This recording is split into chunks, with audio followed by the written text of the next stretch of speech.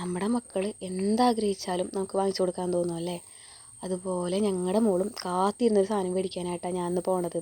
അവൾ ഇരുന്ന് തുടങ്ങിയാലേ മേടിക്കുമെന്ന് എനിക്കുണ്ടായിരുന്നു. അപ്പോൾ അവളിപ്പോൾ ഇരുന്ന് അത്യാവശ്യം നിന്ന് തുടങ്ങിയപ്പോൾ എന്തായാലും മേടിക്കാമെന്ന് വെച്ചു ഞങ്ങൾ നേരെ തൃപ്രയാർ പോയി. അപ്പോൾ ഫസ്റ്റ് ഒരു സൈക്കിൾ കടയിൽ പോയിട്ടാണ് സ്റ്റാൻഡിൻ്റെ അവിടെ. പക്ഷേ നമുക്ക് അവിടെ നിന്ന് കിട്ടിയില്ല. ഒരുപാട് സൈക്കിളുണ്ട്, പക്ഷേ ഞാൻ ഉദ്ദേശിച്ച മോഡൽ അവിടെ ഉണ്ടായിരുന്നില്ല കേട്ടോ. അത് കഴിഞ്ഞിട്ട് പിന്നെ നമ്മൾ എന്ത് ചെയ്തു, ഫസ്റ്റ് സൈക്കിളിൽ പോയി കിഡ്സിൻ്റെ ആകുമ്പോൾ അവിടെ ഉണ്ടാവുമല്ലോ എന്ന് വെച്ചു. അപ്പോൾ അങ്ങനെ അവിടെ പോയി. പക്ഷേ ഇവിടെയും ഒരുപാട് കളക്ഷൻ ഉണ്ട്, സൈക്കിളുകൾ ഉണ്ട്. പക്ഷേ നമ്മൾ ഉദ്ദേശിച്ചൊരു മോഡൽ ഇവിടെയും ഉണ്ടായിരുന്നില്ല.